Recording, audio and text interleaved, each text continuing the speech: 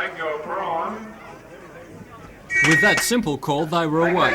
3 heats of 8 people in the World Prawn Eating Championships at Tea Gardens on the Myall Lakes, north of Newcastle. The winner of this, the 3rd title, would be the person who consumed 1 kilo of prawns in the fastest time. It looked like some of the entrants had never been fed, as they ploughed into their plate of crustaceans. The world record of 7 minutes and 45 seconds was crushed by nearly 40 seconds in the first heat. And it was apparent that the contestants weren't just here to taste the famous Myall Lakes prawn, but for serious competition. A further 7 seconds was whipped off that time in the second heat. But then came the man they'd all been waiting for. Reigning champion and world record holder Fred Monk from Saltash at Port Stephens. Like a champion boxer, the big man entered the competition area. He set about his task of peeling and masticating his kilo with great gusto. And it was obvious that this man was clearly the Muhammad Ali of prawn eating. Other competitors forgot about their plate and turned to watch the big man's style. It certainly wasn't pretty, maybe awesome a more suitable description. With one last swallow, the hand went up in victory, in the amazing time of 5 minutes and 42.30 seconds, more than a minute faster than any other competitor. And so, for the 2nd year in a row, Fred Monk had blitzed the field and will go into the Guinness Book of Records as the world's fastest prawn eater. Who knows, maybe he'll become a household name, even if he doesn't get many invitations to dinner. 709, so we need that name. It's coming back now. Well done.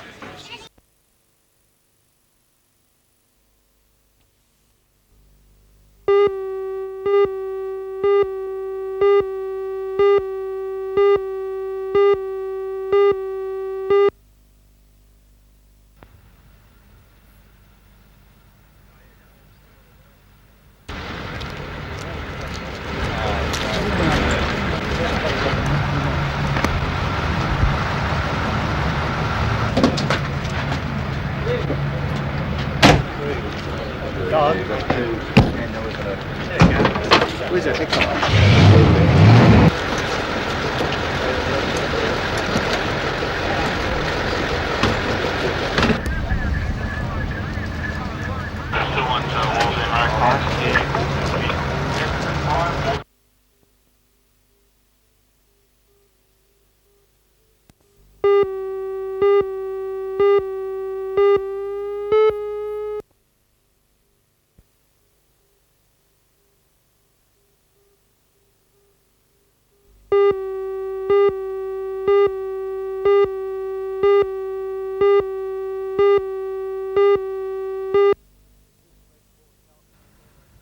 This red Ford Falcon was almost indistinguishable after the smash.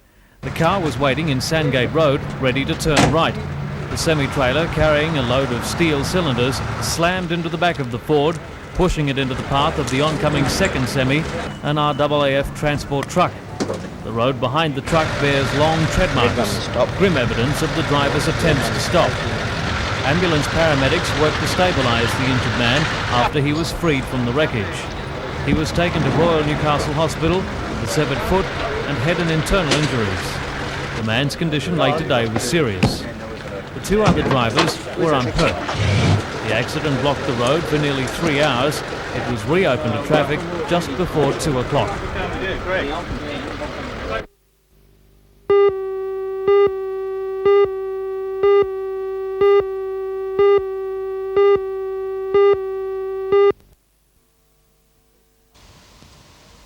The Safety House program is no longer new nor uncommon, having spread rapidly amongst local schools in the last year. But to the staff and students of the Wirianda Public School at Medowie, the launch of the program was an event of great importance. On hand for the ceremony were senior police, including the head of the Maitland Division Chief Inspector Hickson, as well as the Deputy Area Director of Education, John Sutton. The whole school participated in the launch, several children staging role plays designed to explain the program. Safety houses, the children were told, are homes of trusted members of the community which children can shelter in if they are being threatened in any way while travelling to or from school. Experience in Canada, where the program began, shows that it significantly reduces the number of child molestations and related crimes. After the official proceedings, students, staff and guests gathered in the playground, where 300 yellow balloons were released to represent a canopy of protection for the children.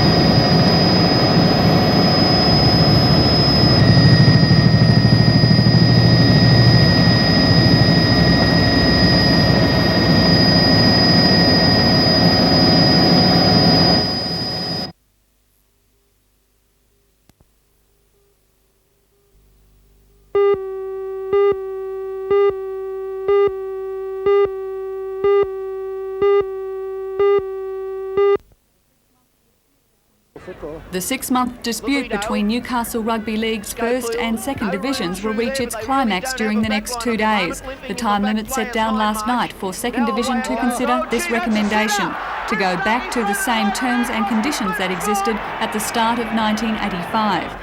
President of the Country Rugby League, David Barnhill, says a 12-point peace plan outlined last week will be shelved and will not be open for consideration until second division agrees to return to the Newcastle Rugby League umbrella. Mr Barnhill is confident this will occur. Yes, I do. If I was in second division's shoes, I would accept them so quick it wouldn't matter, because if they go into a breakaway situation, which is the only avenue left, they're shutting the door on every young fellow that plays with them, their career. They're shutting the door on any appeal to Country Rugby League. They're shutting the door on anything we can do to help them at all. It's all finished. They go out on their own. And who administers it then when there's a problem, I don't know. Do you think it's possible to go back to the way things were at the beginning of 1985? I definitely do. I wouldn't suggest it if I thought otherwise. The only reason I've suggested it tonight is it leaves the door open for the second division to play league under an administered body such as the CRL. And if they do come back, we can look after them. And if they come back, I'm quite sure then the discussion paper, which is all it was, will be discussed freely and openly with second division representatives and the Newcastle Rugby League.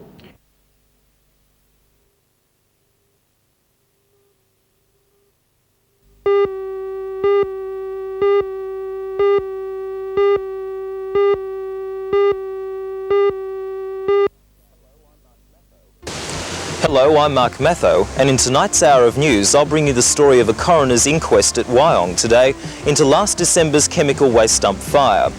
The inquest was adjourned until next month, when the court heard a claim from the owner of the airfield, Edric Parry, that he could name the person he believed had deliberately lit the fire. However, Mr Parry refused to name that person in court, and police will now investigate his claim. Join Ray Deneen and Anna Manzoni for all the news tonight at 6.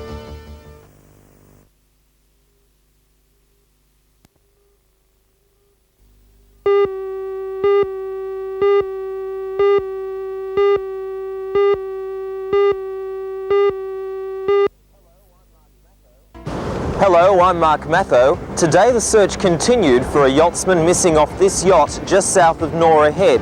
Because of strong winds and wild seas, rescue services fear for the man's safety. Join Ray Deneen and Anna Manzoni for all the news tonight at 6.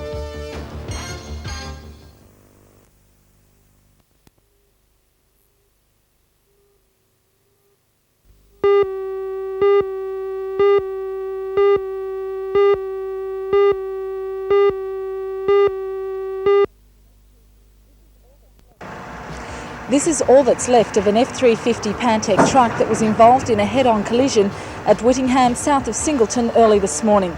Both drivers were killed in the accident. Join Ray Deneen and Anna Manzoni for all the news tonight at 6.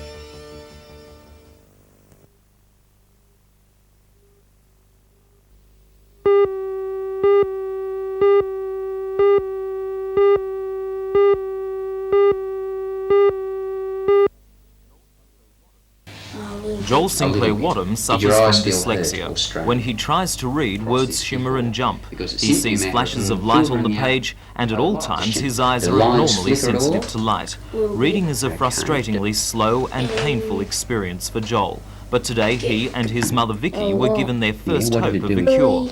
Dr. Greg Robinson from the Special Education Centre at the college conducted a series of tests on Joel to see if the use of coloured lenses can partially or completely cure his reading dysfunction. Does that stop any more again? Not really, or? No. Okay. So they're helping a bit, eh? The process was accidentally discovered 5 years ago by an American researcher working with adults suffering from dyslexia. Dr. Robinson is now conducting one of the 8 study programs using the process in Australia. Different coloured lenses work for different people, but no one is sure why. The theory, however, is that dyslexia is caused by a malfunction of the colour receptors in the back of the eye. The lenses filter out the light frequencies causing the problem. It's not a miracle cure, however, since at this early stage, the lenses are effective for only 25 to 33% of patients. For Joel, at least, the lenses should allow him to study effectively. What they do for Joel is clear up the print. I mean, they don't magically start to make him read words that he couldn't read before, but the words are no longer blurry, they no longer vibrate, and the whole page isn't a sort of a very distasteful thing to look at. Now, this means that Joel should be encouraged to read a lot more.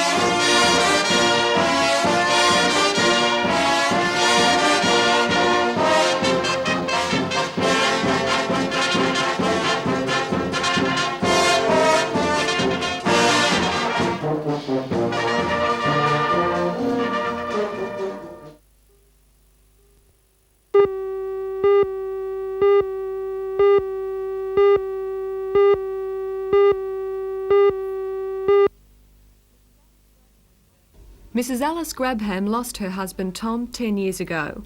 Although a miner by trade, he served in World War I from 1915 to 1917, fighting in Egypt and France.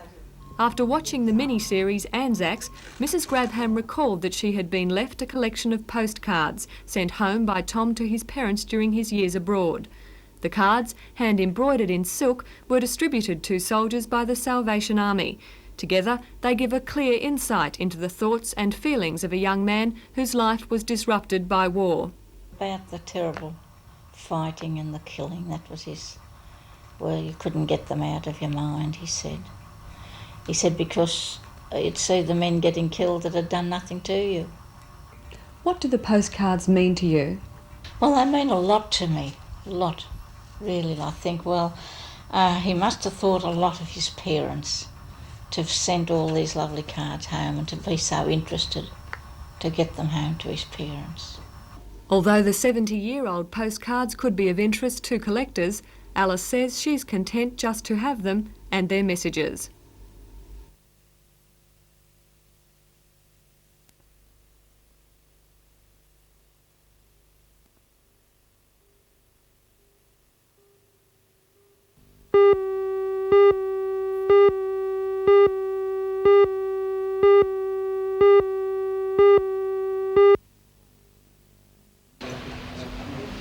This bale of wool is from the Emu Creek stud at Walker in New England and will now go down in the wool price history books for breaking the existing world record of $187 a kilo by reaching $240. Despite strong Italian bidding, the wool was sold to the Japanese purchaser Fuji and will be spun in the Osaka wool mills.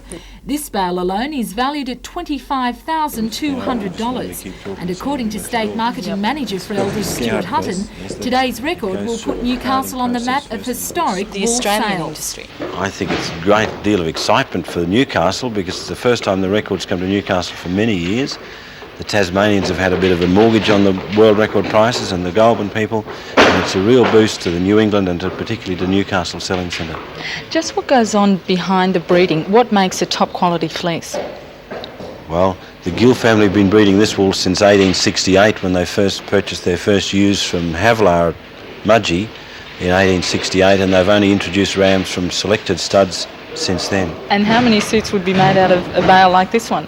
I'm not sure. I believe 40 or 50, depending how big the people are that are going to wear the suits. They say that it's all in the texture, and now this bale will be shipped off to Japan, where it will be made into top quality, top shelf gentlemen's suits.